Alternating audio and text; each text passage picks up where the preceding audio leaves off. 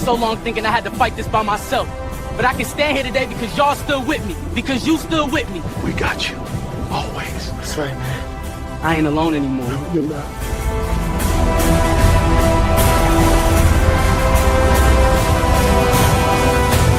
Good. That's how it starts. Good.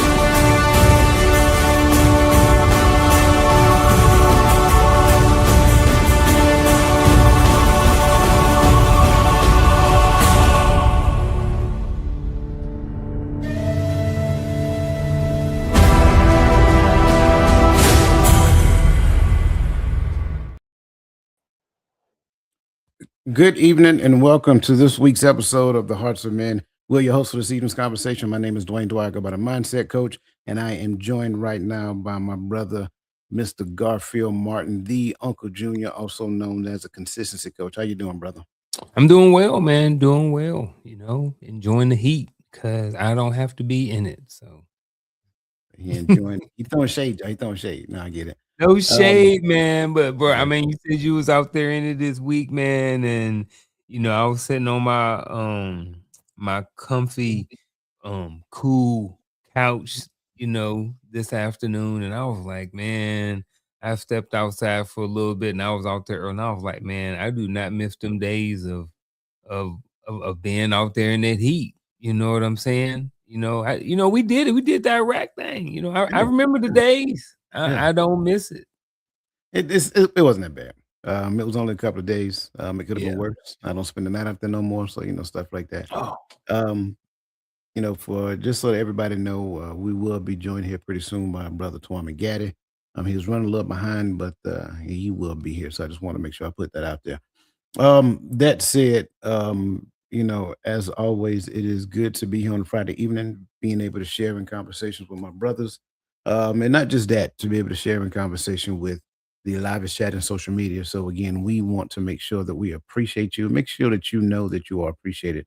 You could be doing anything else, but you chose to come and hang out with us, and we don't take that lightly. So that being said, here we like to acknowledge you by name. So if you have not gotten the comment section, get in the comment section, let us know that you're there so that we can acknowledge your presence. So that being said, the rebirth of Nick D, good to see you and welcome. Crystal Everett, good to see you and welcome. Quiet Storm 78, good to see you, welcome. Yes, it's Maya, good to see you, welcome. His Divine Appointment, good to see you and welcome. And want to make sure that, again, regardless of what platform you're on, whether you're on Facebook, whether you're on YouTube or Instagram, again, you are welcomed to this channel every Friday evening on the Hearts of Men. We got any other admin notes that you can think of? Not that I know of, other than drink water. Got folks out there, bro. I'm just saying, some people in some areas, man, and I get it. Yeah, drink some water. Yeah, man, it's warming up quite nice. Mm-hmm. So I'll tell you what, let's go ahead and get started then. Let's do it. You already know what to do. That's not your problem. So why aren't you doing it? Most men can quote the principles. They've read the books, sat through the sermons, and nodded along to every podcast, including this one. But Monday morning comes and nothing changes. The marriage still feels distant. The leadership at home is still shaking. The discipline is still inconsistent. And deep down, there is still this quiet frustration. I know better. So why don't I live better? James 1:22 says, be doers of the word and not just hearers only, deceiving yourselves. Information without application is just entertainment. And God didn't design you to be entertained. He designed you to be transformed. Last week, we laid the foundation, the rules, the principles, the mindset shifts. Today, we'll close the loop. We're going to give you a clear, practical process to take everything we discussed last week and this week and actually apply it. So the lessons don't just live in your head, but start showing up in your life, your family, and your legacy. Welcome to the Hearts of Men. This is the power of application, turning rules into results. So let's get to work. So just to kind of catch everybody up, if you have not watched last week's conversation, by all means, go back because I think we kind of uncovered a lot of great points last week.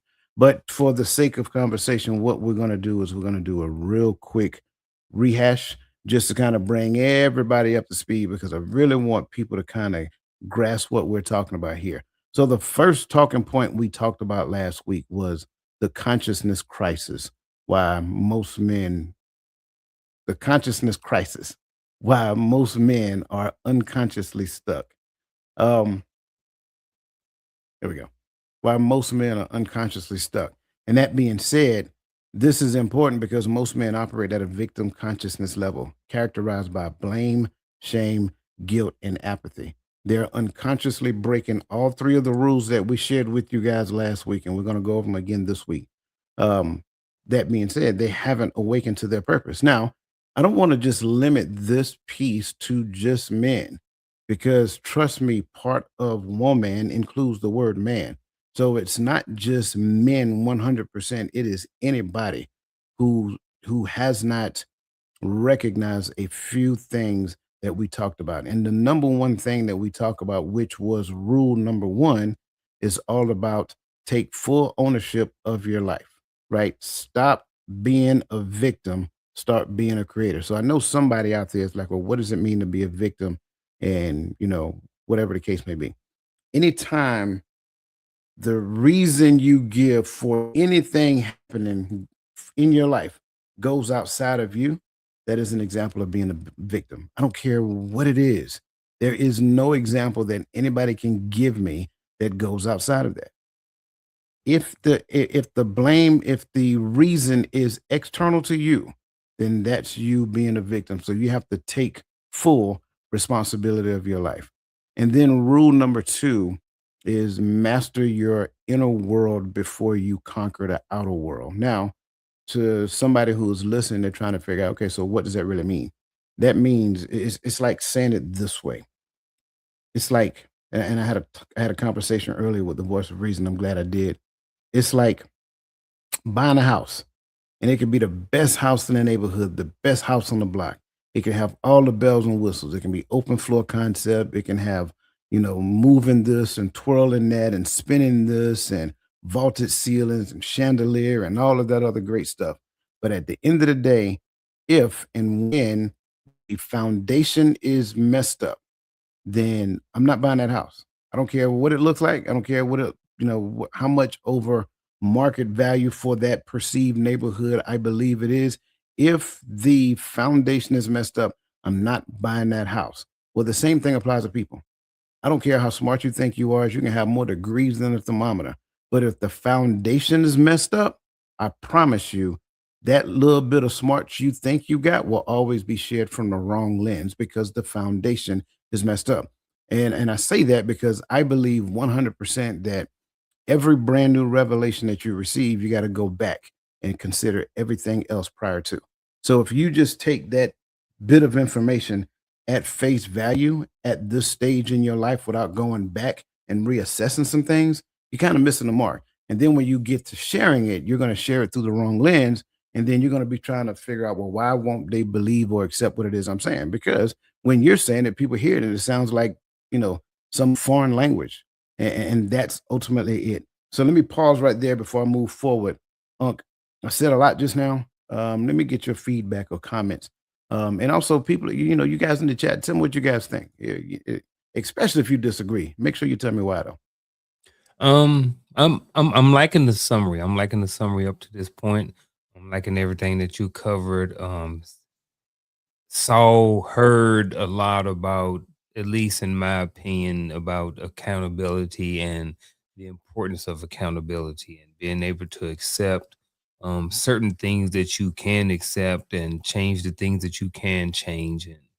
And not saying that you don't have a hand in the outside world outside of you. But again, like you said, taking care of the foundation, taking care of the internal person, what I'm saying before, well, I don't necessarily want to say before, but I think before you can really conquer the outside world, you do have to take care of the inner side. I think that you can be working on the inner side and still extend the hand out and still offer some support and something. But when it comes to conquering and really making a huge impact, I think you definitely 100%, 1,000,000% have to have that inner person under control. Absolutely, absolutely, because it's like, and I've talked about this before. If I don't fix what's inside, then I'm going to use everything outside to appease what I'm missing in my life at that stage. And so whatever void, whatever emptiness, whatever insecurities, or whatever that looks like, anything that I touch on the outside is only there to do my will to make me feel better about who I think I am or who I think I'm not, as it pertains to the life that I'm living. So again, make sure that you guys get in the comment section. Make sure that you give us your thoughts. Make sure that you share your perspective as we continue to go on, because again, you are a vital part of the show. That takes us through. I'm sorry. Go ahead. And I think, even, when we're continuing and talking about mastering the inner world, I think, one of the big hiccups that, is very simple is that sometimes we just don't know certain things. We don't know how to master the inner world because just whether it be because we didn't get the information, we didn't hear the information, we didn't apply the information for whatever reason, we're ignorant. We heard it at a time to where we wasn't able to receive it. All of these different things that sometimes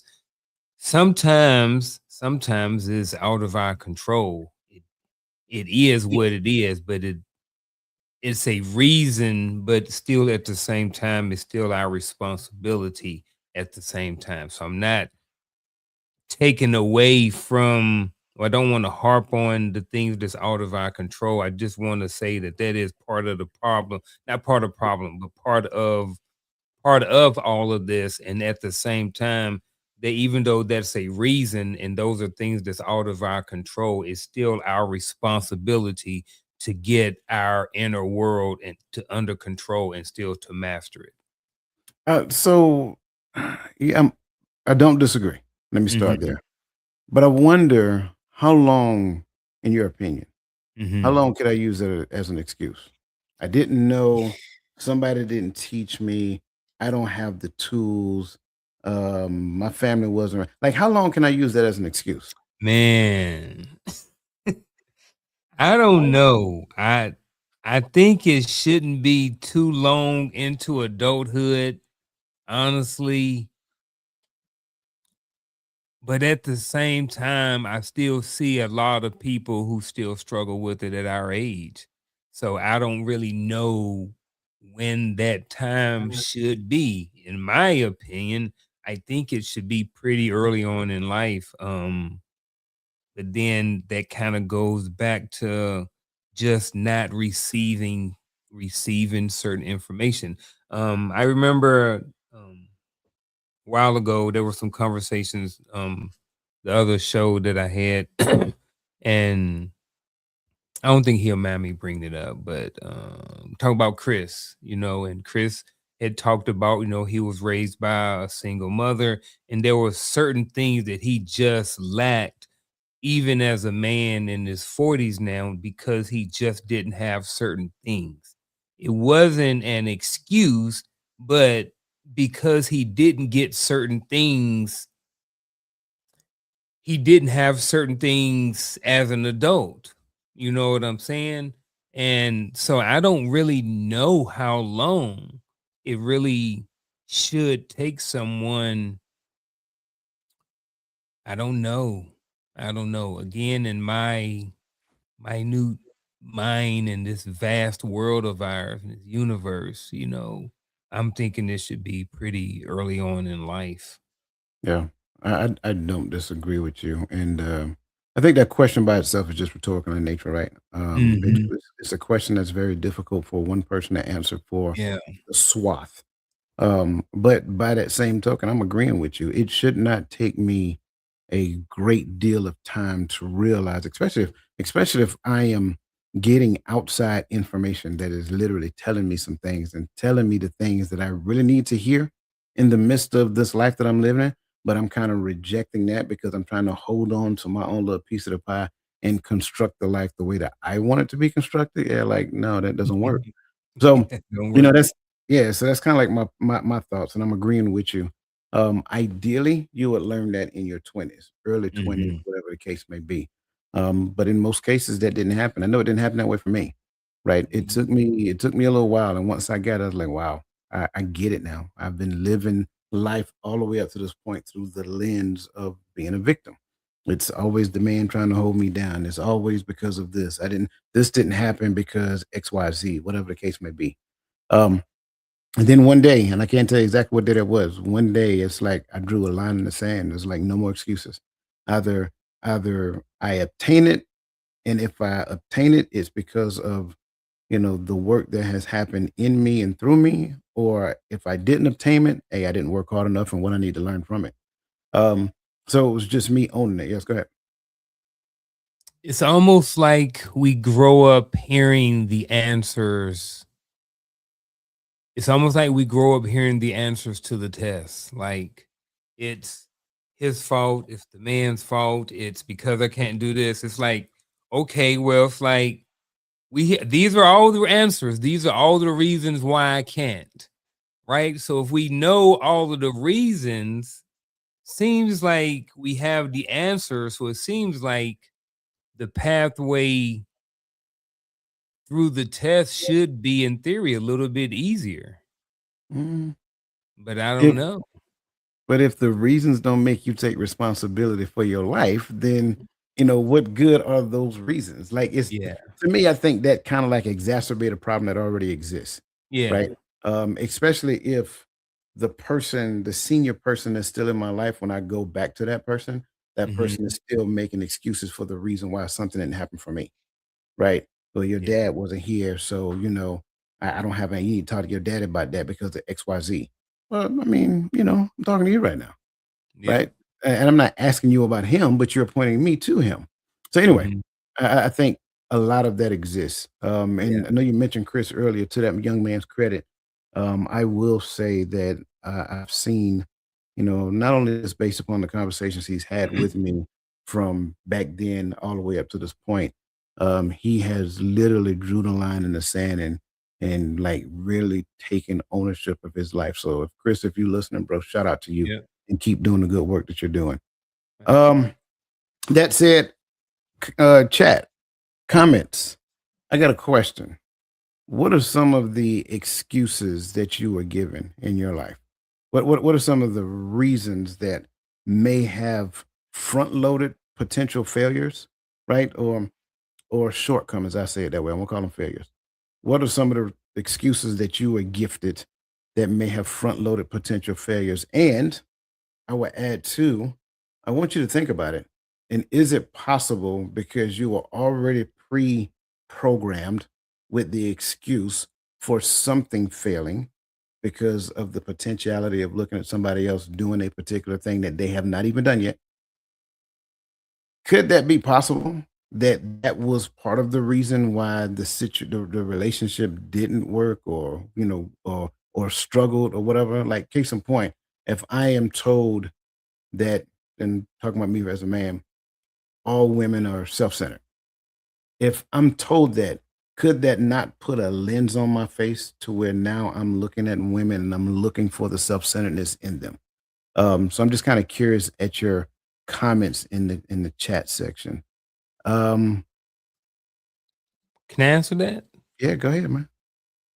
I want to answer it because my answer is probably coming way out of left field. And I'm thinking about all of those things that I was taught, a lot of the stuff that we hear on social media now, and I started learning that stuff, this person gonna hold you down or you're not gonna be able to do it because I really started getting that information in high school. I didn't get that stuff early on. What I got was you're gonna be a preacher or you're called to preach. So that's what I got, right? Yeah. So you talking about that mask or that whatever, growing up, I always had that over me. Like was, these people were in church, and even as an adult, I had, people, that were kind of high up and, been following Christ for a long time. And, on the outside looking in, you think they have everything together and stuff like this. And these people are like, oh yeah, I know you're called to preach, man of God. All these things, I always was told these things. So I didn't necessarily get all of the negative stuff. I got that, and that created a certain level of like, bro, I ain't nobody trying to get up in the front of nobody and be hooping and hollering and yeah. I'm not trying to do all of that stuff because that's how I grew up, and I didn't want to be somebody in the front of the congregation or in front of people. So that wasn't my nature. That's never been what I wanted. I never wanted to be up like that.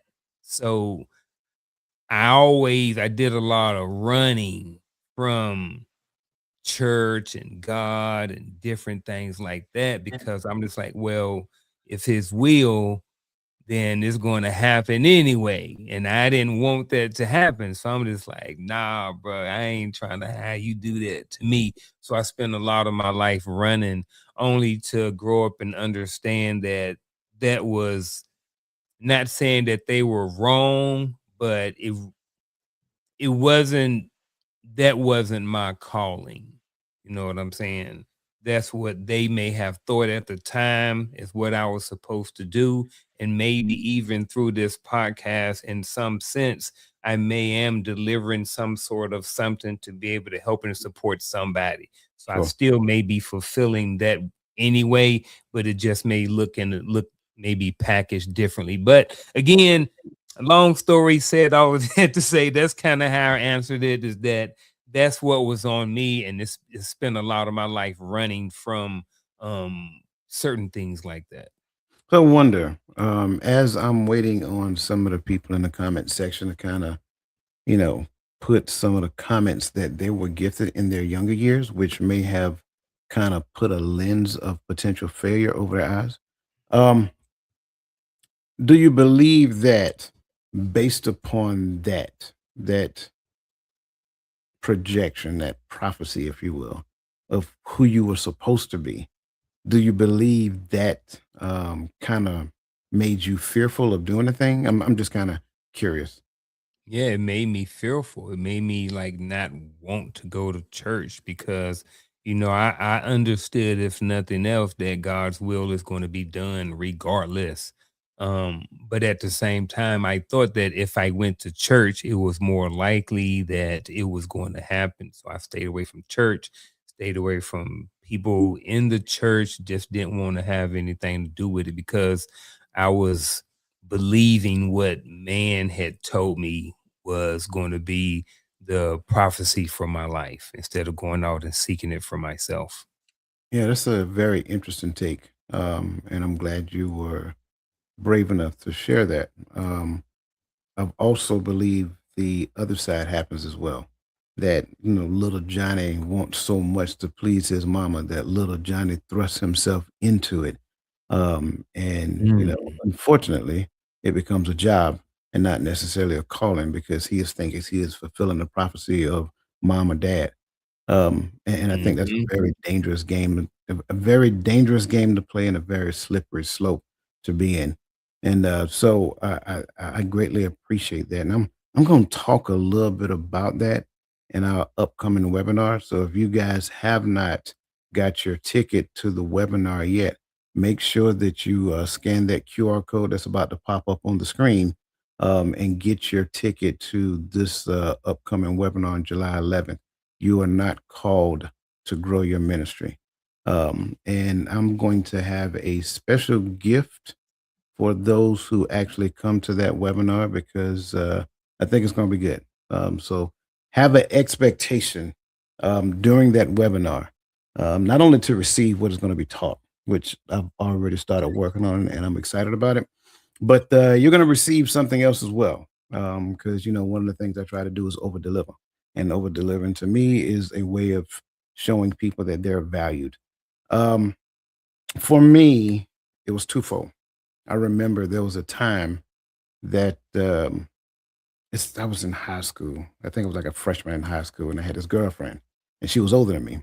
I think she was a freshman in college, and my mom didn't like it. She didn't like it at all. In fact, I got put on punishment because I wouldn't break up with her. She like, Mm. what does that old woman want with you? I mean, Mhm. I'm like, you know what I'm saying? Like, Yeah. it's me. Of all people, it's me, right? And, you try to play it off like it didn't hurt your feelings, you know what I'm saying? But, Mhm. yeah, that kinda hurt your feelings. And so, unbeknownst at that time, I believe to her, stuff like that has a tendency to stick with you, right? And so you kinda almost, like, play small in that regard. Now that was compounded with other stuff, right? That was said to me during that time as well, because she was still hurting based upon what went on between her and my dad. That's a whole nother conversation. But it's like those little things that are injected into you as a child has a way of following you into your adult years and kind of manifesting themselves in your adult life. So I may not have said the words, but it's almost like, and I'm just saying this for the sake of conversation, it's almost like you see somebody and be like, I want to go talk to her. But then it's like, what you want with me? You know what I'm saying? And so Mm. it's kind of like how it works. So you get pre-programmed with information that kind of lingers in your subconscious and rear its head at a later point in time. And then that becomes the lens that you see the world and other people through. And that's a Mm. very dangerous game. So for those of you who still got kids out there, don't do that to them, right? Speak Yeah. positivity and life into them. Don't look, okay. Let me touch that before we move on and get this conversation started. Do not sell them fantasy, right? Tell them the truth, right?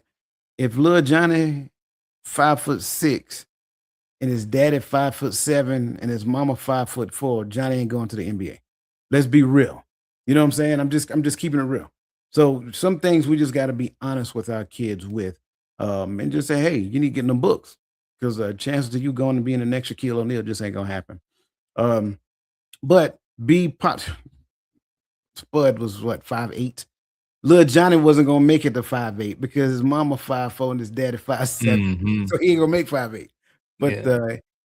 and that was a different era, right? Yeah. Those who played center back then would probably play power forward, maybe even two guard now. So, yeah. Yeah. Um, so let's kinda bring up I'm sorry, you about to say something? Yeah, I was just saying, yeah, him and Muggsy Bogues, there was Muggsy, I think was 5'3", but those are outliers. There's always outliers. But you know what I mean, to sell your kid that dream that they could be that next one is throwing a lot of eggs in that one basket, you know what I'm saying, for 99.999% of them to break, especially knowing that ain't but a couple of 100 slots even available in the NBA every year, Yeah, 'cause you got yeah, 32 teams and they got what 15-man rosters. You do the math, and right, some of them been there and ain't going nowhere. So, yeah, and I don't, you mentioned don't do that, and I get that. I don't know where the line is, when it comes to parents parenting, when it comes to like the way I was more like you. Like I ain't selling no pipe dreams. Like, bro, you mhm, ain't going to the NFL. Like, bro, you starting, but bro, y'all not playing nobody. You not lined up against no D1 athletes. You know what I'm yeah, saying? You playing here. You know what I mean? You 5'6". You know what I'm saying, bro? You probably not going to the NFL. And right, then, they're the parents are like, we locking in 100%. It ain't no plan B out here. We going 100%, and I don't knock those parents either. But I do on the outside know that there are, I believe, more of a more of the lesser when it comes to parents having that one or bust mindset, no plan right, B. I don't think that happens to most. So for me, I don't want to put a lot of stock in it, but then at the same time, to the parents who said there is no plan B and that child is in the NBA or the NFL right now, it's still like, yeah, but your son still, your son grew to 6'8" and 320 pounds solid with abs. So you know yeah, what I'm so saying? yeah, so let me say it like this, and this is what I mean when I say that. You don't Oh, no, become a and this dream. is not to contradict anything that you're saying. This was Right. like in addition, yeah. Right. You don't become a dream killer. If little Johnny want to go to the NBA, then you support him going to the NBA. You just don't become blind to reality, and you continue to push him to, make sure that he's in school doing the things that he needs to do as well. But if you want to, pursue his basketball dream, let him pursue his basketball dream until he either realized that basketball was just a long shot or, he makes it. And again, we're talking Mhm. 1% of the 1% of the 1%. That's the part people got to realize. And they don't necessarily know those statistical numbers simply because they're not necessarily like they're caught in the possibilities of the what if with the desire to live vicariously through their child successes. 1% of the 1% of the 1%. 1% of kids in high school will go to college on a full ride athletic scholarship. 1% of those will actually go from college into the professions. And then Mhm. 1% will actually become good, right? Yep. And make a name. So that's how it is. It's a 1% of the 1% of the 1%. And so those are long odds when you really have clear-cut instructions on parenting. So at the end of the day, what I don't do is argue with people with their fantastical worldviews of how to parent. Have at it. But I'm just gonna tell you what the Bible says and go straight from there, and then do your thing. I'm Do your gonna do what thing. God say, right? Um, if you have not yet hit that like button, go ahead and hit that like button. If you have not shared this episode yet, by all means, share this episode. And again, like Nick D said, if you have not scanned that QR code and made your saved your seat for the webinar for July the 11th, make sure that you do so because I think it's going to be a good one, and I think you're going to appreciate being in the room. Let's bring up Atlas Keys to Key comment because she shared hers already, her and his divine appointment, and Nick D. Atlas Keys, the Key realtor said, I was advised that all men will cheat by my elders, family members, when I was about to get married. Church going women, that indeed gave me a lens. Mm. Golly. I'm just saying, I can't make this stuff up. And Um, every dude that ever came in contact with her has to try to not be this. You know what I mean? Not necessarily try not to be that, but it's like in her mind, it's like, I gotta make sure that this dude is not this. That's hard to live up to. It's hard to give lip, man. I don't think it's that extreme. Okay. It's, I say it like this. I think when you get that lens, it's not that it's your intention to look at that person through that lens, but it's Mhm. just like if something smells fishy, you automatically make that assumption, There or you you go. tend to look for those things that supports that underlying assumption. Um, I don't think, and I'm not speaking for her, I'm just speaking as how I believe it works. You're not looking at that person like, yeah, that person's a cheater, that person's a cheater, that person looks like a cheater. I don't think that's how it works. I just Yeah. think that, they get in relationships and then if something looks different outside of what they would do themselves, then they automatically start having those thoughts. So, well, maybe, could they possibly be? I wonder if they are. Like all of those different thoughts starts circling their mind like little bees flying around a hornet nest or hornets flying around a hornet nest when you disturb it. So this is how I think it works. His divine appointment said, I was told a man would be a man. I didn't understand what that meant. Very vague statement. I filled in the blanks.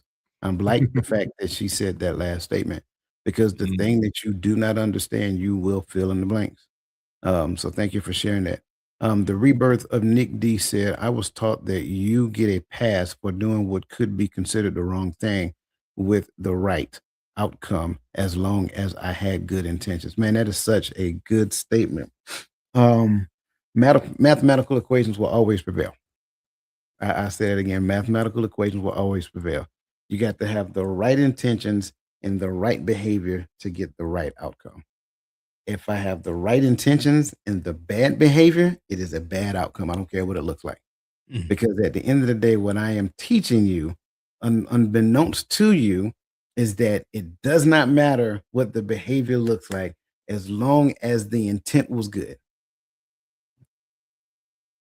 Mhm. Can't make that up. So I'm glad you said that. Um, I tell you what, let's get back to rule number 3 because we shared it with you guys last week, but we didn't talk it in detail. Rule number 3 is live by conviction, not by comfort.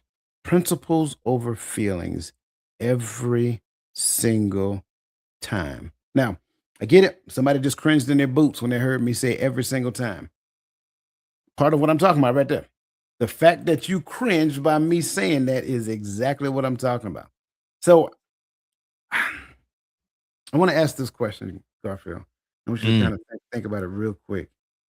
What is one conviction the collective we claim to believe, but consistently violate it when it becomes uncomfortable? Then we gotta let me see. We claim to forgive everybody. I think that's one sometimes. We always talk about, oh yeah, somebody do me wrong, I forgive them, like the Bible say, I'ma turn the other cheek, all of this stuff. And then in the same breath, baby, like, but I'ma be me. God know my heart, or something like that, because it's uncomfortable. It's uncomfortable to turn the other cheek when you are headed towards the water fountain and somebody get in front of you or somebody cut you off when you already late to work and running behind because one of your rollers got stuck in your hair and wouldn't come out, and the dog took 30 minutes to go to the bathroom. Then he wouldn't eat, and then he went to the bathroom on the floor, and now somebody cut you off and you want to let them have it. And you like, I'm just going to be here and be calm and be cool and turn the other cheek and turn up my gospel music. And you like, that's what I'm supposed to do. But man, right now, I ain't had my coffee yet. I ain't had my cigarette or whatever it is, your morning routine, your Coke, whatever it is to get you started so you can be in peace and can function in the day. You ain't had that, you ain't there. So I think some of that is one of the things that we claim is to like forgive people, and really maybe even be kind to people. I don't know, man. I think I started with one thing and then ended up somewhere else. But you just can't drop that last piece out there and just leave it there. What do you mean when you say be kind? Like, Okay, I'll give you a scenario because I think I know where you're at. Are you mhm. saying you do a kind act for me and I don't appreciate it, and then you get mad because I don't necessarily appreciate the kind act? Yeah, don't do that. That ain't the right thing to do. Whether or not you appreciate it or not, you be kind. Cause once you give it to somebody, that's it. Once once you have giving whatever it is, that compliment, that rose, that whatever, once you have given it, it's done, it's over. That's it on your part. You have done. Cut off right there. That's where it should cut off. Should be nothing else after that. Whether or not they say thank you, whether or not they appreciate it, whether or not they take it and throw it in the garbage, it don't matter. Just be kind. Give it in love, be kind, and that's it. Walk away, let it go. Don't Yeah, expect nothing else after that. yeah, I'm with that. Um, It ain't easy all the time. yeah, I mean, I done held the door open for some people who ain't say thank you, and I want to go in there and grab them by their lace front and pull them back out. Mhm. Um, Then culture too, because if you did that in Korea, they'd be like, "Why you holding the door for me?" yeah, But this yeah. culture, yeah. Um, But so I've been there before. I'm like, man, I hold the door for you. You ain't even like, bro, I hold the door for you and your wife to walk out. I left my wife and I hold the door for you and your wife, and you can't even say thank you, brother, bro, my guy. Yeah, I'm still guilty of that too. I'm guilty of that sometimes too. yeah, I'm with you. I'm agreeing with you there. Um, his divine appointment, you took mine, so I can't say that. So I gotta find another one. But in the meantime, bring up her comment, please. Because I agree. When someone trespass or violate the agreement, we're ready to divorce or separate. So in other words, when you get married, it's viewed through the wrong lens. Therefore, because it's viewed through the wrong lens, like go back to what I said previously. If the foundation is faulty, everything you do from that point on is going to be an error because it's viewed through the faulty foundation. So if I didn't get the proper teaching in the beginning, when I go forth and do something like being married, now I'm doing it wrong. So when that person does something to upset me, does something that I think is a showstopper, whatever the case may be, now we're ready to or either separate or ready to divorce because of that. And that is in error. Um, so I like the fact that she actually said that. Bring up Nick D's as well, because I do like that one. Being of service to others. We may only want to do it if it feels good, or we're intentionally selective about who we are of service to based upon personal bias. The second part was the one I really wanted to capture, right? Because we are selectively serving people. And in most cases, it's probably because we think they can give us something in return. A lot of times we're not serving people simply because it is going back to your word. It is the kindness in me. It's me being an ambassador of Christ, whatever that looks like. It's because I think I can get something in return from that person. So it's like become more of a bartering thing as opposed to a service thing. So I'm glad she said that.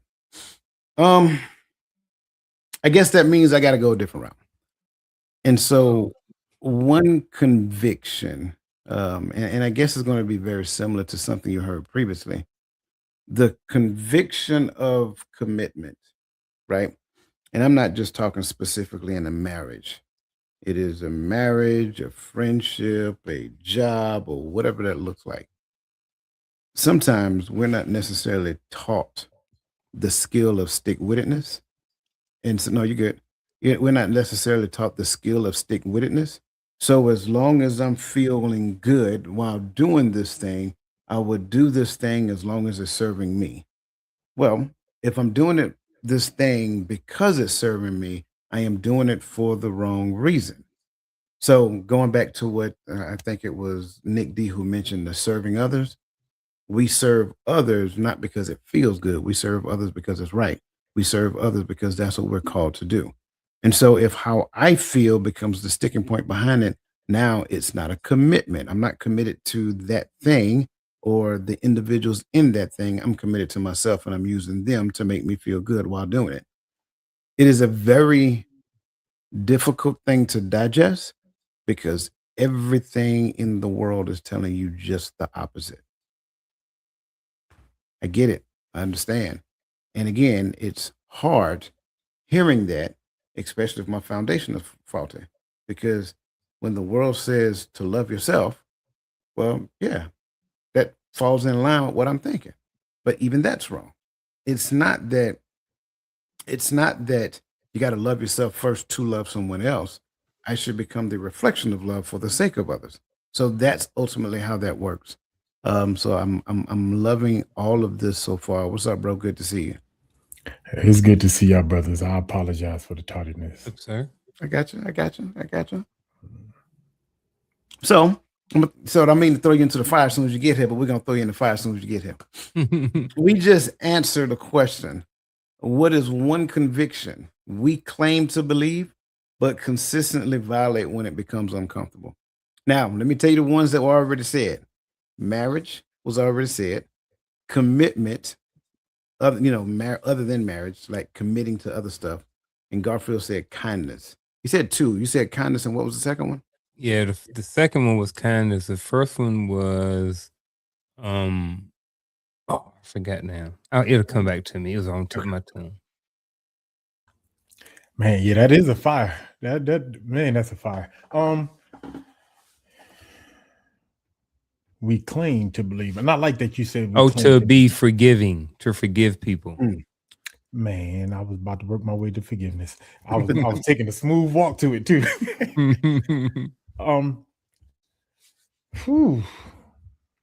Well, I got two. I'm gonna start. The first one is probably gonna be: we claim to believe in peace, but I feel like as a people, we operate a lot in chaos. And I'm not talking about specifically the peace that the Most High gives, right? I'm talking about, cohesion between our brothers and our sisters. But it seems like we tend to operate in chaos, and that might derive from selfishness, but to me, if anybody asks me this on the street, my first answer is gonna be the scriptures, period. I think we claim as a people worldwide, the world, everybody claim to believe in the scriptures in the Bible. But we look out at the landscape of the world, I don't see no evidence of it. Okay. I got another one for you. We claim to believe in family, but we believe in family that does the things that we want them to do. That becomes our family. Kind of goes back to the whole commitment thing as well. But yeah, we believe in the family who does the things that we want them to do. And if they don't do the thing that I want them to do, then they become distant family. They kind of struggle with the notion of family. It's kind of the same thing that they struggle with relationships as well. Family is just another part of that, right? Um, so having an understanding of what relationship looks like becomes a thing. So again, you get to construct the narrative, you get to put other people into it, and then you get to puppet them around. And if you can do that, then they're your family, they're your friends, they're your peoples, they're your tribe. No, because when they start saying, "No, I don't want to live my life like that. I want to live my life being forced to serve you and appease to your emotions and things of that nature." Very dangerous thing to do. So thank you for that. Got another question, gentlemen. We talked about a couple of things. That said, what is that costing us collectively in terms of integrity, impact, and inner peace?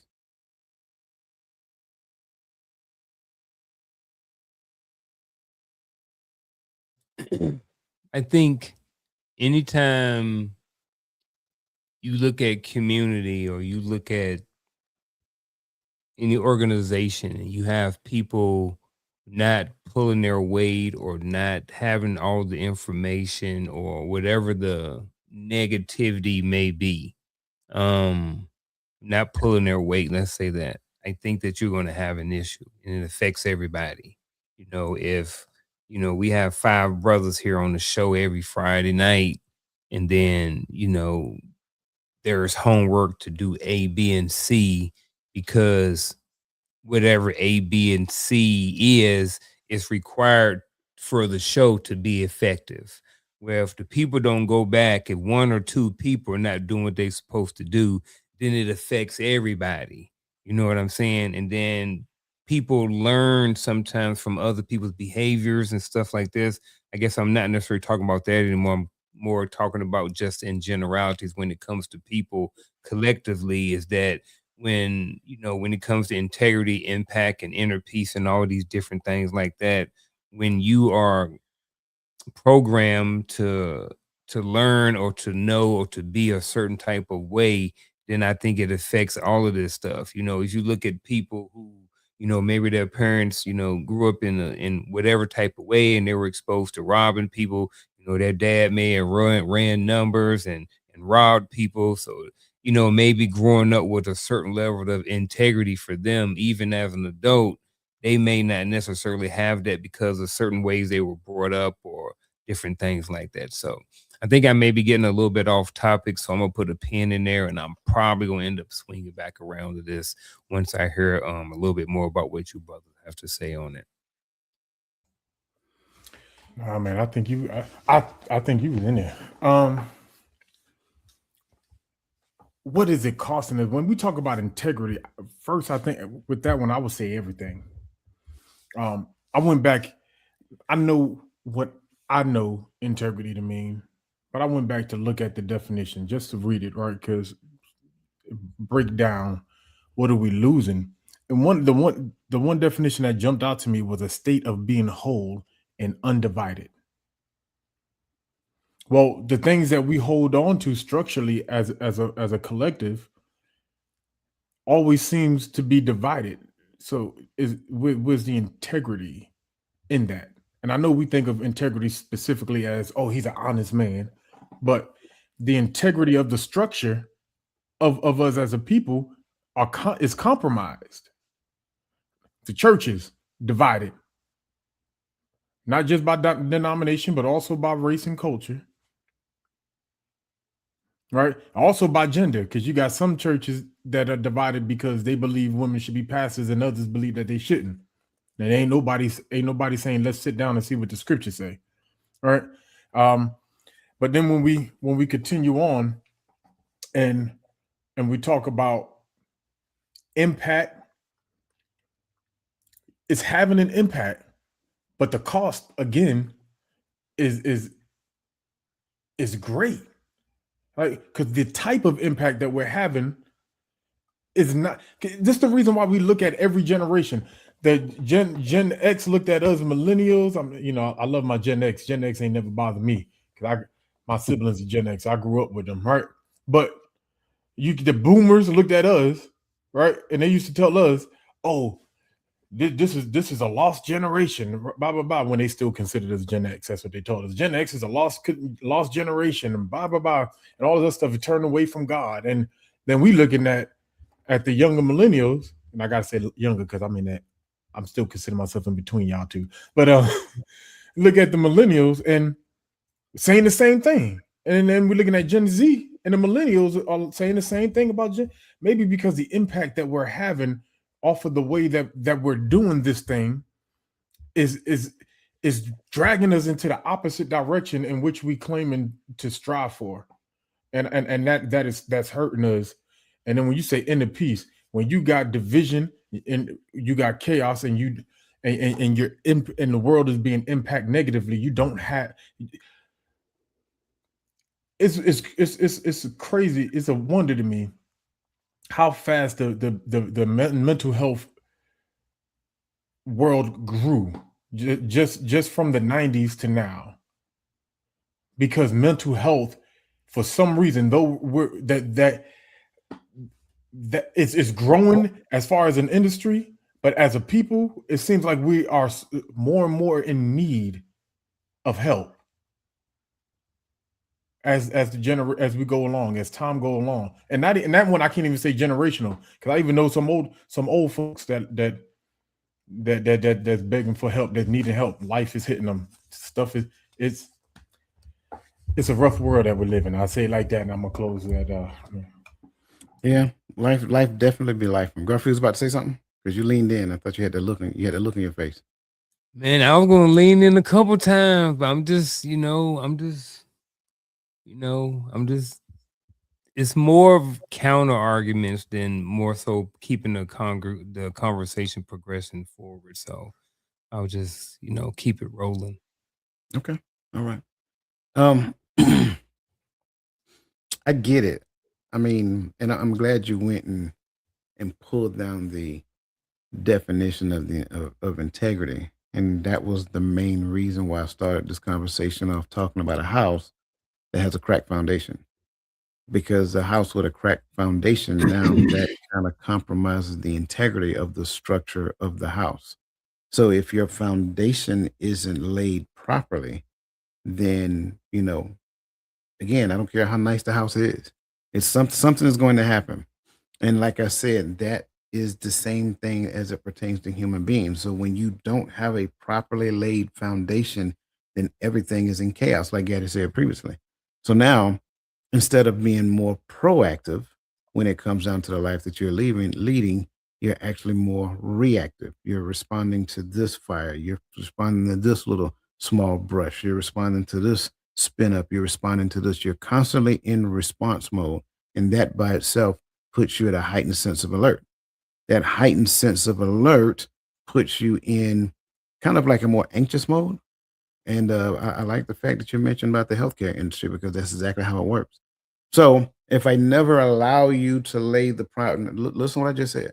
If I never allow you to lay a properly laid foundation, well, how can I not allow you from laying the proper foundation? By just simply putting out mixed messages, injecting a lot of messaging in the airways. At one point in time, it came via, the news. It came via TV. It came via the TV show programs we used to watch. Programs, TV programs we used to watch. It was programming you through the tube. And then now it has moved and it's really catching like wildfire. And so a lot of programming is happening through social media. So these things are standing in the way of a properly laid foundation if you allow it. And that in turn, regardless of whether you think you're doing the right thing, that in turn it even if you think you're doing the right thing, it challenges the integrity of the thing because you're doing it through the wrong lens. So even if the behavior ideally is right, even if the intent ideally is right, the behavior and manifestation of it is wrong. So now the impact, and I really hate to say this because it sounds bad. You have an entire, I mean, almost, it's not 100%, but you have a large proportion, the preponderance of a generation that, going back to what was said previously, that is just lost. They have no sense of ownership. They have no sense of selfless service. And I'm talking large scale. I'm not talking about the eaches, because I do believe a lot of that does happen, right? But it's all done from a self-centered perspective. It's all about what I can get and how it helps me and me, and me.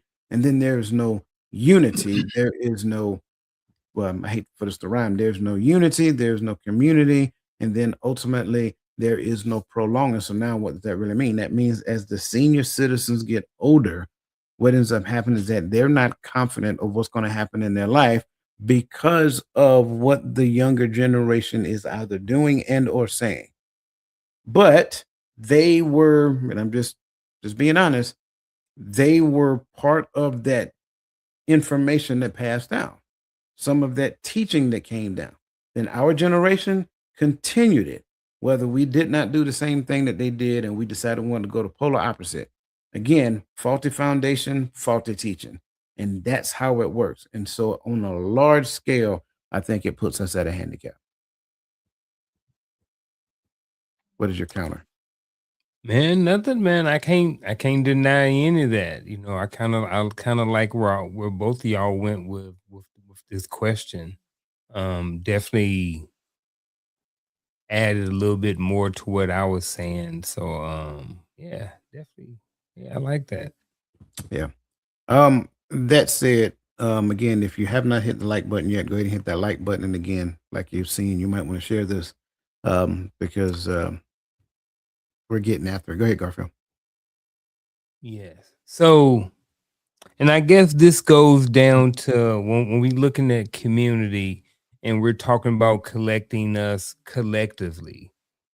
And I just wonder, because I look at, how, if we got five men on here, one not doing well, there's people there to help and support and different things like that. But also, if there's one person that's doing extremely well, I do believe that sometimes that person have the ability to help, you know, be a role model, not just a role model, but be an example and kind of help bring other people up too. So I kind of see it in both ways, you know. But I do like, I guess I just kept thinking about when we looking at collectively, like who are we talking about? You know what I mean? Because I know like when we talking about culture or we're talking about us, you know, automatically some people maybe or maybe not want to say, okay, well, black people. And then for someone else, it may be like, well, maybe my church folk, my people at my church and my family. That's who I consider my circle, or that's who I consider my community. So I just always like, not always, but sometimes when we having these conversations and the word community come up and things like collectively, I always wonder, what I mean, from what lens we're speaking about, and which one should be applied or which one we're applying when we're having some of our perspectives and stuff like that. I don't think there's one that exempt, if Yeah. I'm being honest. If a person think we're talking about, black people, then yes, we're talking about black people. A person think we're talking Hispanic, yep, we're talking Hispanic. You think we're talking about your church group? Yep, we're talking your church group. I don't think there's one group that can honestly say that they're exempt. I think we're all on a large scale. And the only thing you got to do is pay attention. Look around, Mhm. right? Look around even in the people that you know. Look around. Look at what you see on TV. Look at what you see on social media. Just look around. on a large scale, there's something that is functionally wrong on a large scale. Like I don't know what it was, and I hate to do this, but I'm gonna do it real quick. I don't know how it was when you guys were growing up, but when I was growing up, I thought this was the best country in the world. No other country on the planet like it. I thought we was the bee's knees. We was fire. We was like that. We was all that in a bag of chips. You know what I'm saying? The sugar honey iced tea. Y'all know what I'm talking about. Stop playing. Mhm. I thought that's what we were. And then as I got older and my aperture opened up, I realized that man, we don't look no different than what was told, what was shown, not told, what was shown to us as a third world country. We don't really look no different than them. It's just the lens in which it's portrayed, and you are convinced that it is. And I'm talking again large scale. Now, in my opinion, do I think do I really, if I'm really talking it out, do I really believe that we're in the greatest country in the world? I do. I really do want to believe that. But we got a lot of house cleaning work that we need to do. And it has to start with everybody cleaning their own house first. That's how it has to happen. So we can gloat and assume that, oh, well, in Georgia, we're doing so much better than Texas. But isn't that a faulty lens as opposed to us just saying, if I believe that Georgia is doing better than Texas, why don't I come over to Texas and see how I can help? If Georgia and Texas is doing fine, why don't we come over? Oh, I'm sorry, you're on this side. I'm sorry, this side. Why don't I come over to North Carolina? Because my lens is yeah. Why don't I come over to North Carolina and see how we can help? But we don't do that. The only time we do that is when there is a natural disaster, hurricane, flood, whatever the case may be. At that point, we don't care what a person look like. We don't even care how much money they make. In fact, me trying to help you at that point, I ain't even looking for you to repay me back. I'm gonna get in my little canoe and I'm gonna roll my behind down there and try to get you off the roof of the house so I can get you to dry land. And the funny part about it is, in the military, we meet people from everywhere. And everybody, even the ones who came to America for whatever reason they came here, think that they left the greatest country in the world. I don't know how that hits, but it just hit while you was talking. I was just thinking that, when you talk, it's the lens and the perspective tells us that we're in the greatest country in the world because it's ours, it's where we live. And so why would we not want to do what we can do to make it a place that we want to live, that we want our children to live? The fact, I don't know if it was you that brought it up, Coach, or who I was listening to or whatever. They brought it up saying the new generation, I think it was you, maybe on a Sunday, that this new generation, no, it was on Friday, his new generation do not want to have children. They do not want to further the generations because they don't want kids. They don't want to raise kids in the climate that we live in. Exposure. Yeah, man. Yeah. Absolutely. Again, thank you guys for being here. Greatly appreciate it. You guys are awful quiet today, man. I get it. So yeah, again, make sure you put your comments in the comment section and ask any questions that you may have. That said, most men are ruled by I don't feel like it. Kind of goes back to what we were talking about. If I'm good, and I see somebody else struggling, well, it ain't knocking on my door. It ain't affecting me. Most men are ruled by I don't feel like it, which becomes their default operating system. They make decisions based on what's easy, not what's right. This is why they quit when it gets hard and compromise their convictions for temporary comfort. Dr. Martin Luther King Jr. said, the ultimate measure of a man is not where he stands in moments of comfort and convenience, but where he stands at times of challenge and controversy. Gentlemen, what saith ye? Agree, disagree, see it from a different lens, have more you want to add to that? I'm really trying to think of, is there an arena to where this doesn't apply? You know what I'm saying? Like in sports, it applies, Mhm. right?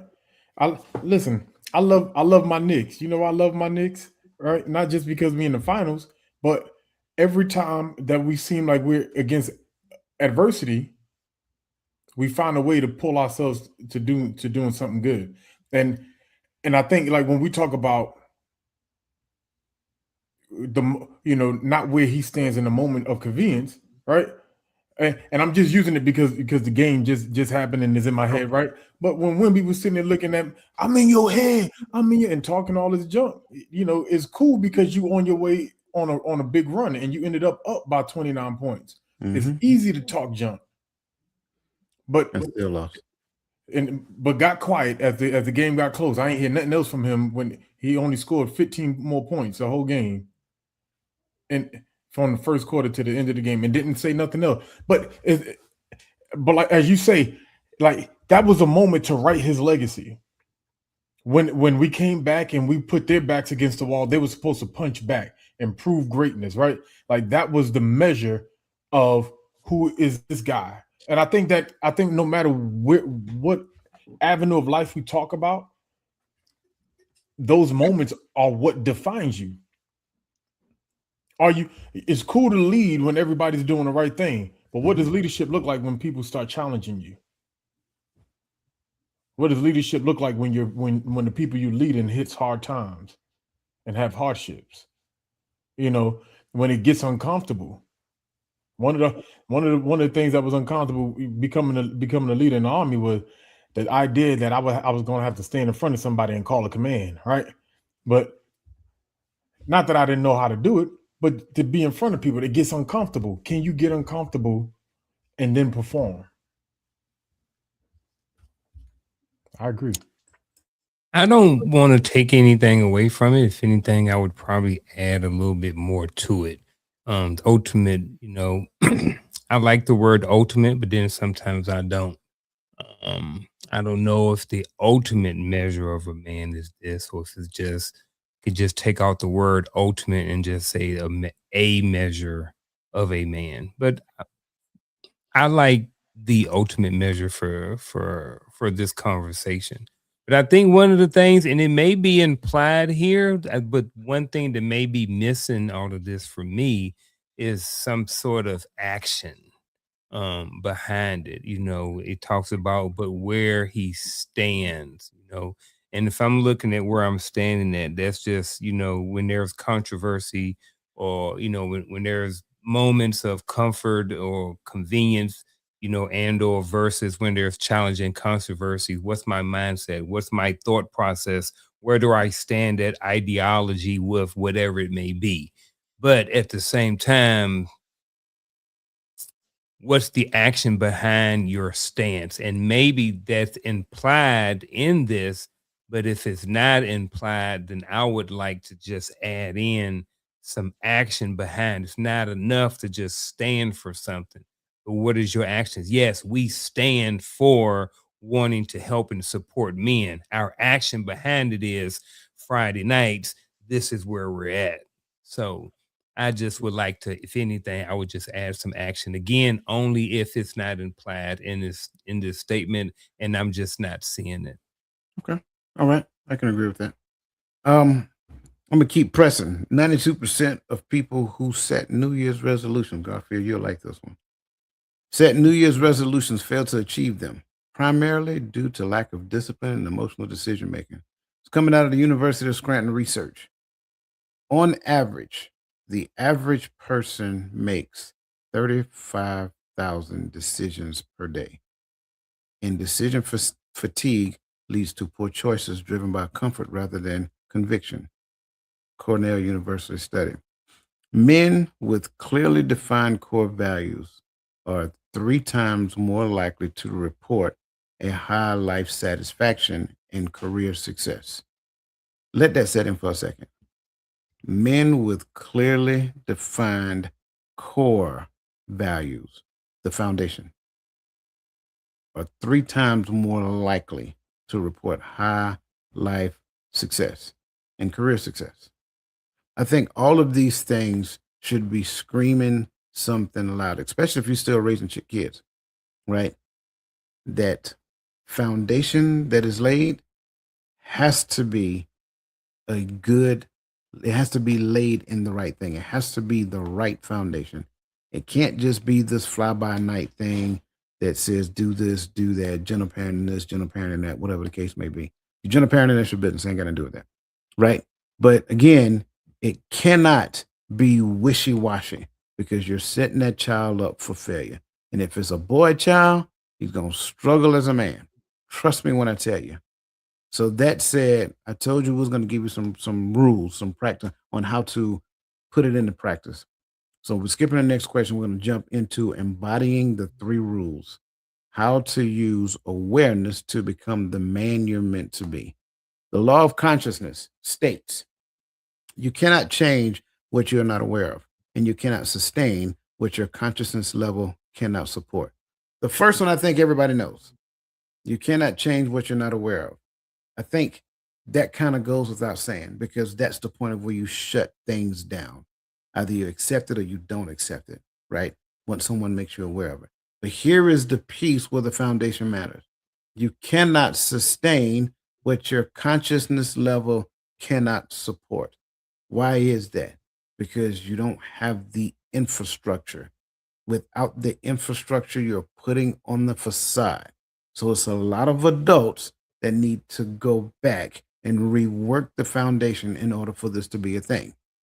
Most men fail, not because they lack knowledge, but because they lack the level of consciousness required to embody that knowledge. I'll say it again. Most men fail, not because they lack knowledge, but because they lack the level of consciousness required to embody that knowledge. This is why I keep stressing information doesn't matter. You can get as much information as you want. Once you're done, you're going to do absolutely nothing with it. Simply because of that.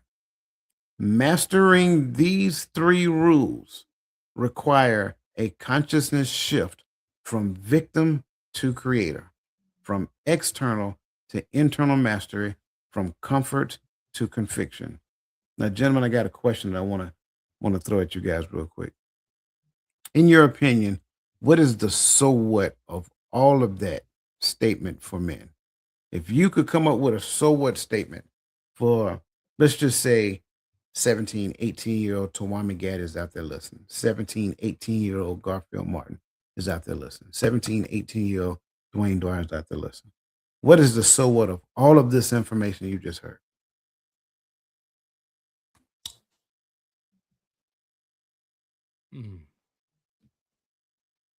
I got one that's coming to me.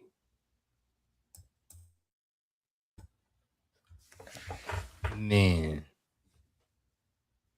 And I probably didn't say it. I didn't already shut off counselor mode for the summer. If you would have asked me last week, 2 weeks ago, I probably had one right there. You know, because I talk to young men all the time, and I'm always like, so what, bro? Like, who cares?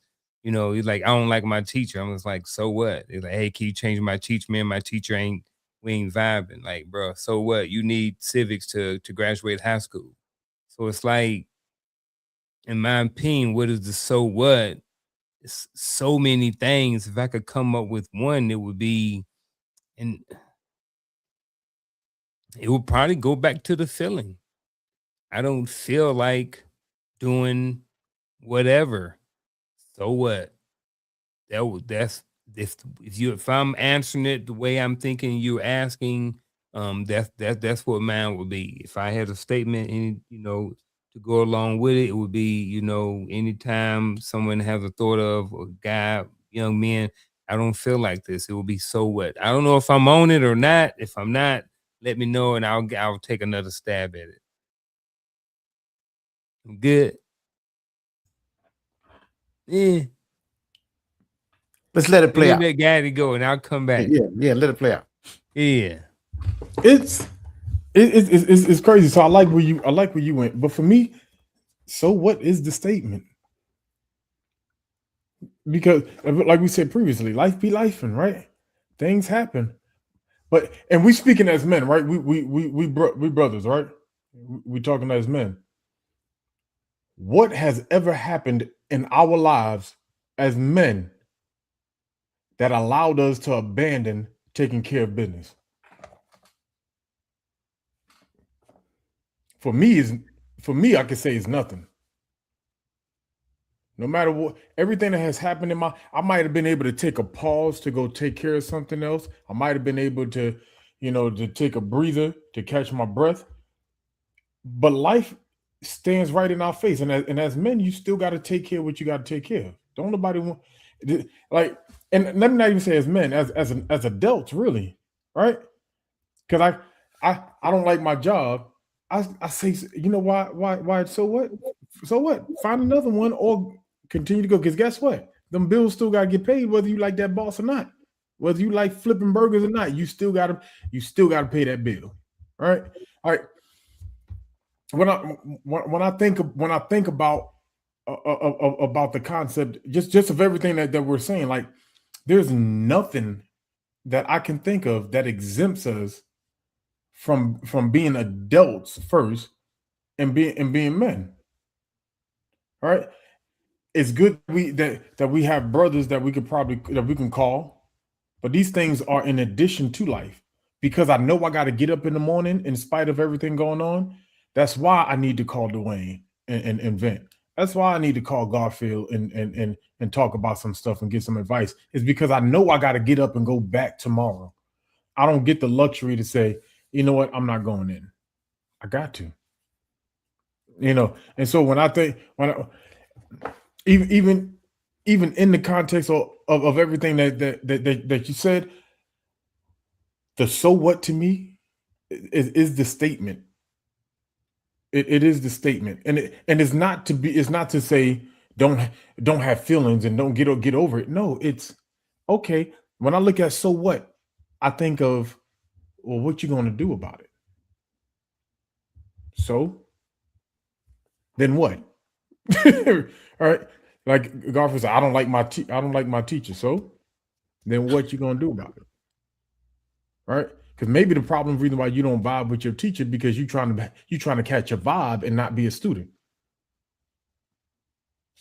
I'm just saying. I'm gonna shut up.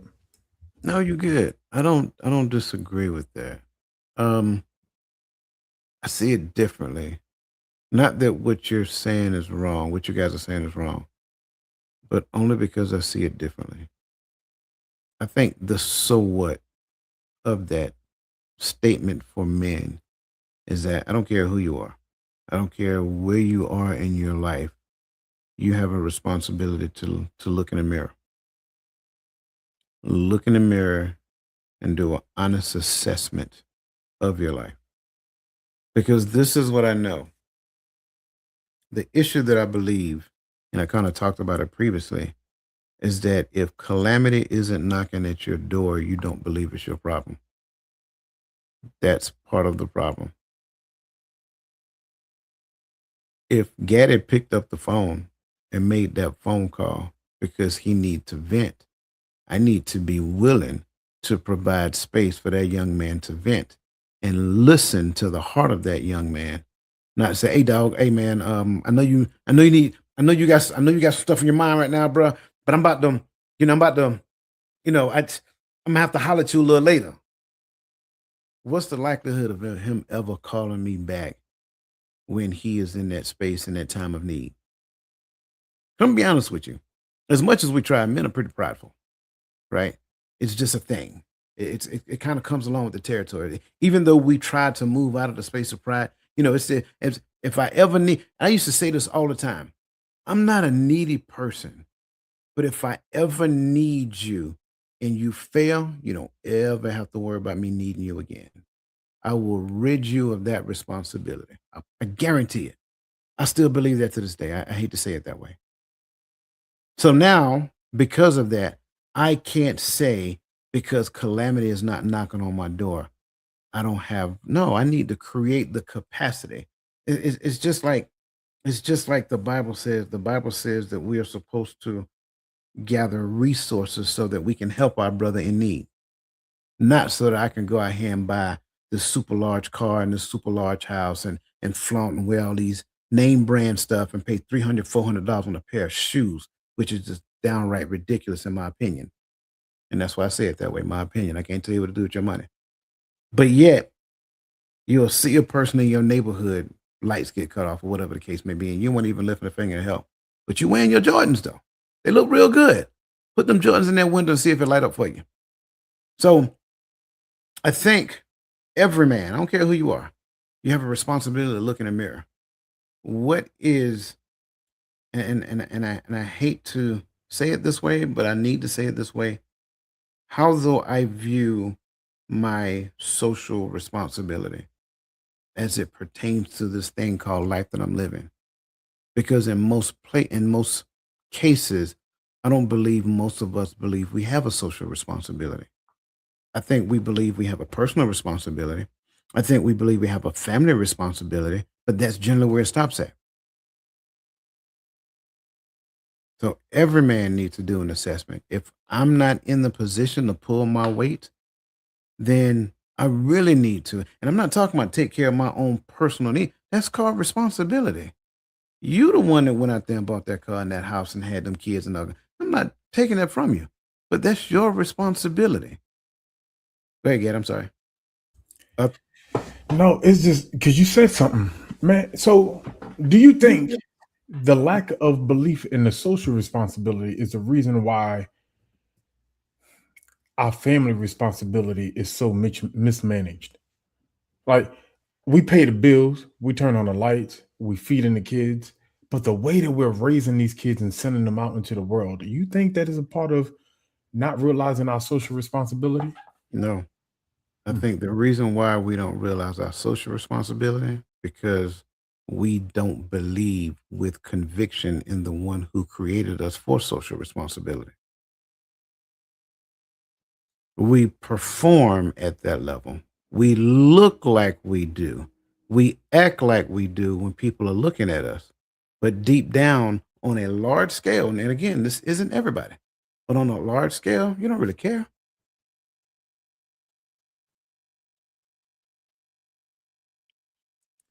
Social responsibility is where I was wanted more on too.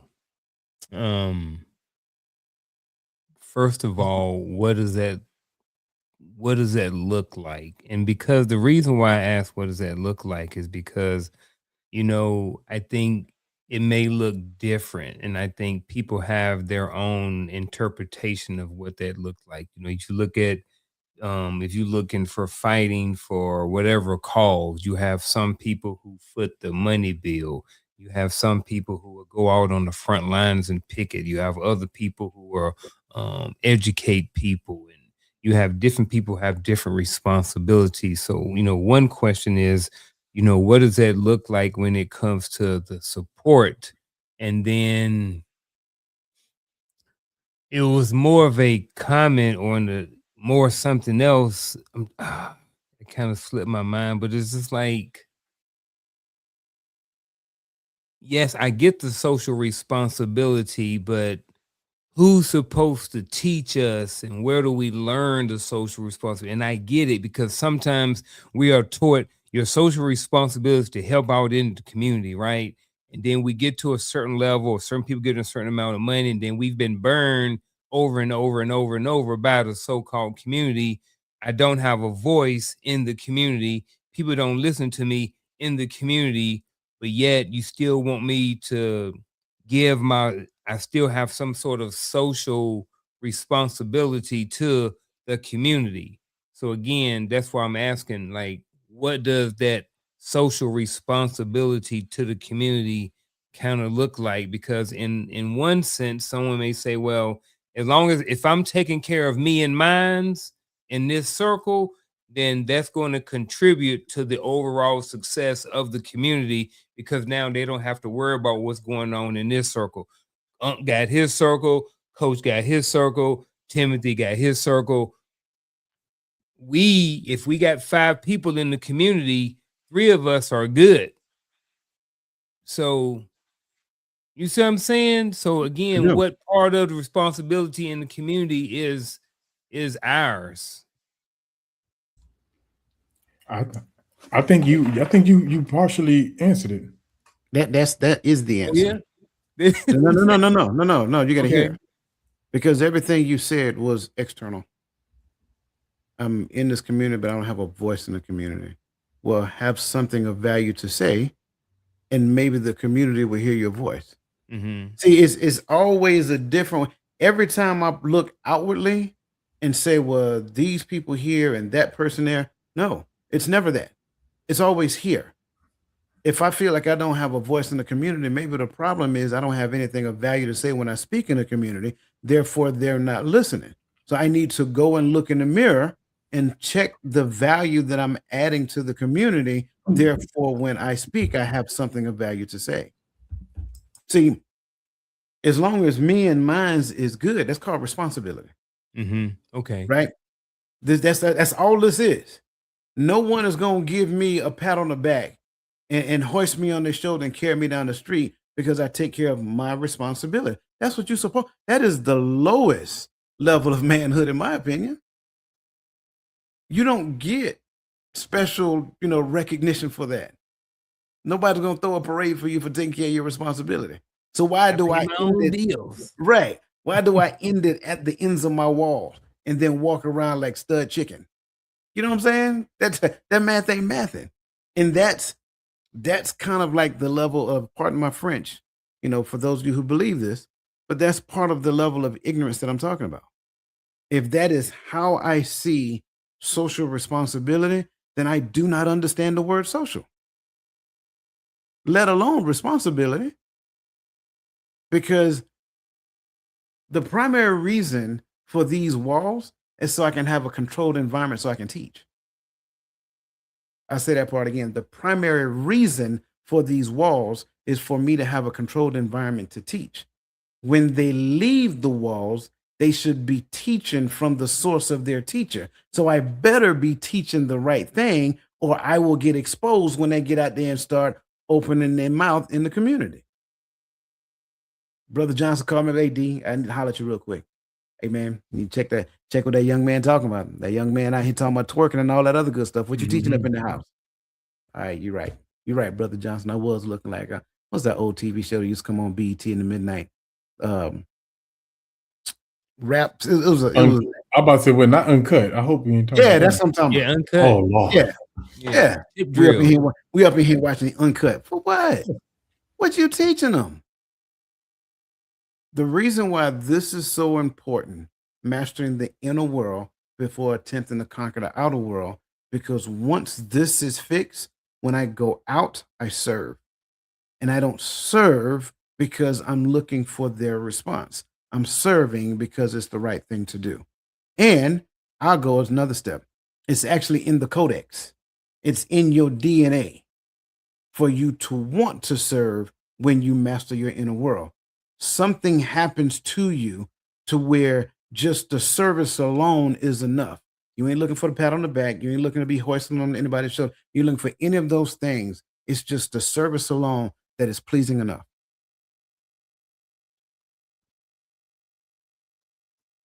I'm liking it. Yeah, you good, bro? I'm good. You said a lot. You said a lot, but the one thing that kept coming to my mind, but it kept coming to my mind when Uncle was talking. I'm a firm believer, and I used to say this. So when I used to teach a choir, right? I used to ask them, "How many of you believe that you were called to minister in music?"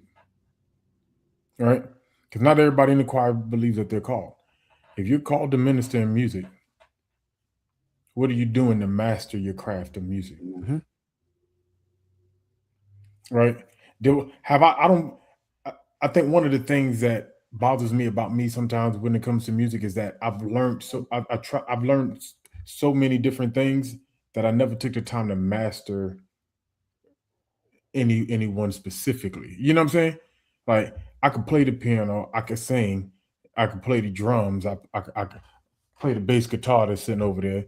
But if you called me and asked me to do a walk on, could I walk on? I'm gonna go and look and see what genre of band wants me to walk on and play, because I can't play everything because I haven't mastered the craft. Because which one was I called to do, right? And that thing, I ask TJ all the time when he's in that 10,000 different thing. I say, son, which one of those things are you obsessed about? Because that's the thing you need to really give energy. I'm not telling you not to be well-rounded, but there has to be, you have to be able to look at, like Paul said. Now, Paul wasn't talking about this, but you have to be able to look like Paul and say, this one thing that I do. And so when you act like, what is my impact? If my impact may be vibrating low because I haven't put anything into that thing. I haven't worked on being a better singer. I haven't worked on being a better pianist. I haven't worked on being a better drummer. Like, I'm just doing it because I'm good at it and I like it. But what have I done? Because if it's my responsibility to give this socially back, then why am I not making it the best quality that I can to give it back? Bingo. I love it. Real quick, let's bring up Maya's statement, because I like what she's saying here. She said, looking at the external in terms of success, I know a host of individuals that are certification heavy and successful in their careers, but what is being poured into their family and their children's? Spot on. But they look good on paper. Make a lot of money. Bring it in the house. You know, back during my Be All You Can Be days, I was out the door at 5 and coming home at 7:30 at night. I'm just saying. Oh, you was one of the good ones. At least I thought. At least that's what they told us. That's what they You told us. ain't putting in long hours. You ain't one of the good ones. You ain't getting promoted. That's what they say. Mhm. Hey, listen, we greatly appreciate you guys. Greatly appreciate all the comments in the comment section. Definitely appreciate you brothers on the panel, and all the value that you added. We're going to do final thoughts real quick. Again, we greatly appreciate what you do in support. If you have not, I think it's here, wherever it is, I'm gonna do this. If you have not registered for the webinar on July the 11th, by all means do so. Again, I think it's going to be a great webinar, and you should expect to receive something during that webinar. Not just a great teaching, but I got something for you guys as well. And for those of you who support the community in the sponsorship program, I greatly appreciate that. Speaking of, as I said, sponsorship program, that's the community support program. Sponsorship program, just so you know, have been officially launched. So what does that mean? That means that the Empowering Perspective YouTube channel is looking for sponsors. So if you know business owners, small business owners, whatever the case may be, who would love to sponsor Empowering Perspective, by all means do so. Share this information with them. If you don't mind, would you show the sponsorship QR code, please? Scan this sponsorship QR code and share this with those business owners.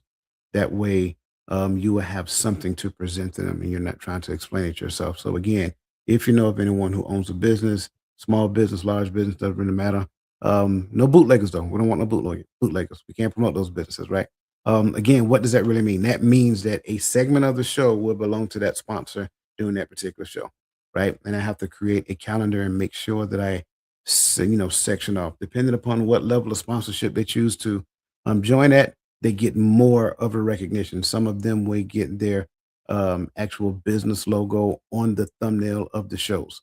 So it is to that extensive. So again, share this scan the QR code, share it to those people who have businesses. That way they'll know about the sponsorship program. And again, listen, we welcome all sponsors, and we appreciate the sponsors that we already have so far. Real quick, final thoughts. We're going to go Unc, then Gaddy, then myself, and then we'll close it out. Thank you guys for being here so far, but bittersweet moment. Final thoughts.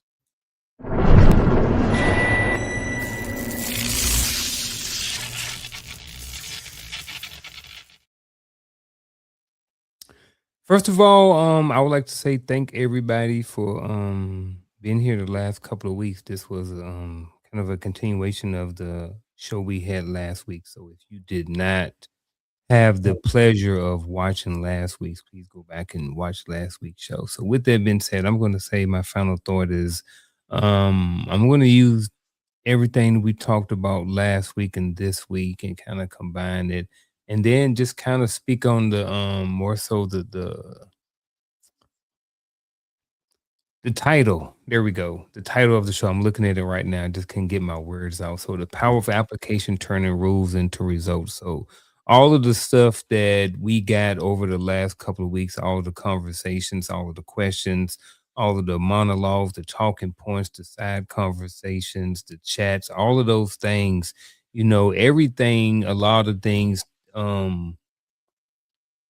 nothing is going to start without application. There has to be a thought process there has to be a plan, all of these other things, but there has to be application. When we want to turn rules into results, there have to be a certain level, there have to be application behind it. If the rules are, A, B, and C, well, if you don't apply those rules, then that you won't get the results that you are looking for in life. If we look at certain things, in order to become the doctor or to get your master's, there are rules that you need to apply. You have to come to school, you have to show up, you have to get these marks, you have to complete these assignments. And when and if you go through that journey, you will be rewarded with the results of walking across the stage, turning your tassel from one side to the other, all of those different things like that. And those apply to all things in life, um, all things in life, in our personal life, on our jobs, in our relationships, in our all of these different things. So I believe that, again, kind of going back to the title for tonight, the turning the rules into the results, that all of those things are great. It's good to have rules. But the application and applying those rules and everything that you have in order to get your desired results are key. Application is very key. And that's my final thought.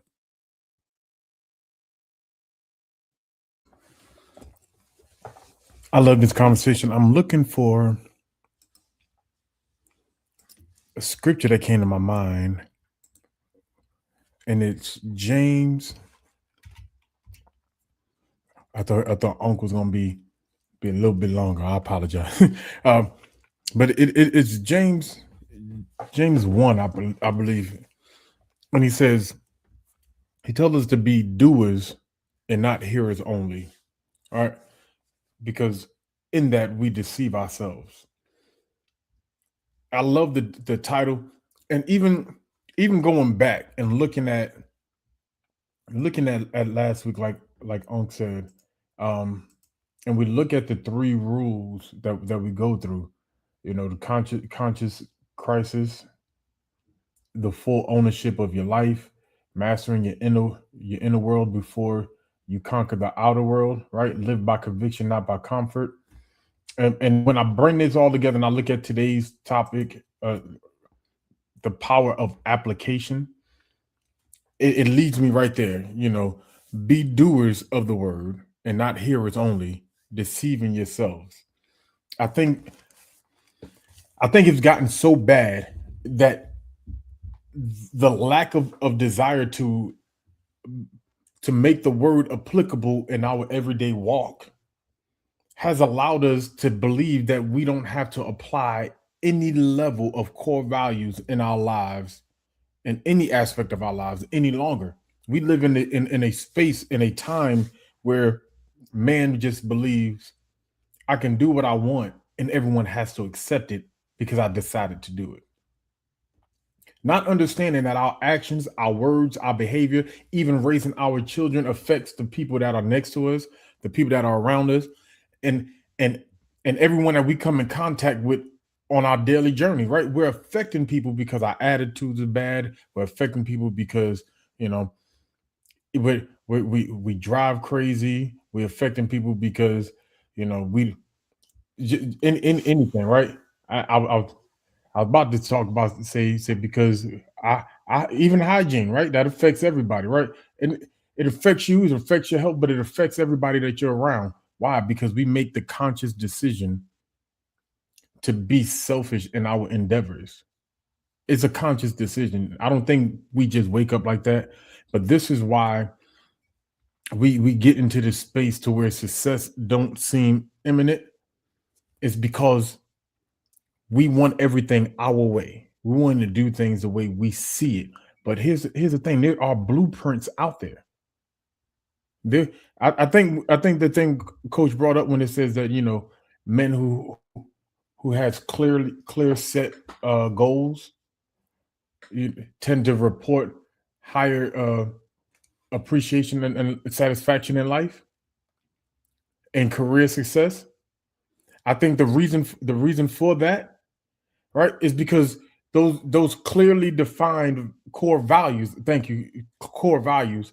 Those clearly defined core values gives us a blueprint of how we're going to walk, of how we're going to move, of how even whatever space you put yourself in, these core values tell us how we are going to engage in life every day. And without that set before us, I think that we go back to that foundation being rocky, because we are just we like to put on titles, we like to put on names, we like to name drop, we like to say I do this, this is but we don't like to become, and I use the word become, professional at the thing. And that's what the core values give us. That's what that baseline gives us. It gives us the ability to become professionals at it. I want to be a professional at pleasing the Most High. So that's why I chose the scripture to lead me. That's is James 1. I get the verse later. I probably put it in the chat. But let's be doers and hearers. Let's hear, right? Because we gotta.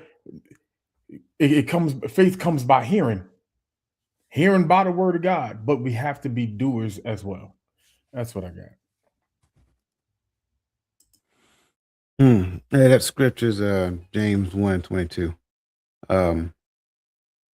I, for one, am passionate about this conversation. In fact, I think I want to do a teaching on this conversation, simply because of how important this conversation is. Not only do I want to do a teaching on it, I want to do like a deep dive, a webinar type style. I think it's important for us to recognize this. I think it's important for us to understand this. The Creator, He created beings that were supposed to create. Instead of us focusing on creating through the lens of the Creator, we're more focused on recreation. So at any given opportunity we get, we look for recreation, and we don't necessarily realize that we are wrecking creation. That's the issue that I'm seeing. We're so self-focused that we are wrecking creation. We are not doing what He called us to do. Men are not being men. I'm not talking about a person who takes care of responsibility. That's not a definition of a man. A person who is responsible, that is the definition of maturity. That's the definition of growing up. But how do you grow outside of that? Like, what do you like? Can somebody say, but like when somebody talks about you, my thought is like, what are their thoughts when they think about you? What are they saying about you? That this person, man, no matter, whenever I call Garfield, he's always there, man. He answer the phone and so forth. And I got it. Somebody's like, well, always ain't good. Yeah, I got it. Boundaries are a thing. But if you're talking about your brother in need, right? Kind of like what Gaddy was saying, can they legitimately say that I can call on that cat right there and he gonna always be there, because that's the type of man he is?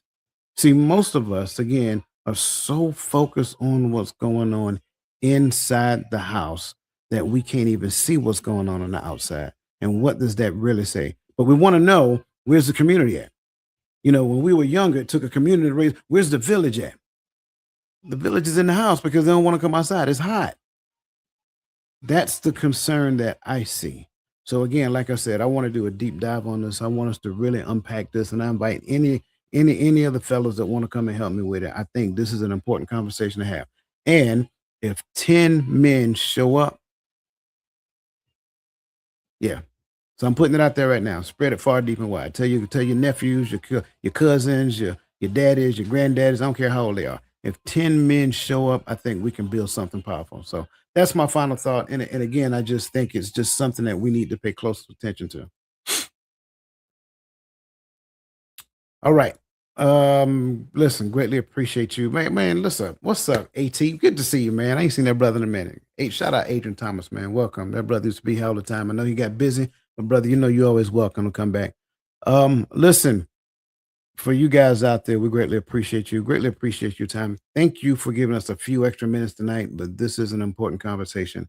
That said, listen, man, just listen. Let the best version of yourself be a blessing to somebody else. And again, reach out and touch a brother. I don't care if you're a woman. If you're a woman and you know a man who is floundering, reach out and touch him. Say, hey, man, I got something I want you to pay attention to. Come on over here and check these brothers out because they're really serious when it comes down to men in this country. Listen, you guys enjoy the rest of your evening, man. Let the best version of yourself be a blessing to somebody else. And we'll see you again next week on the Hearts of Men podcast.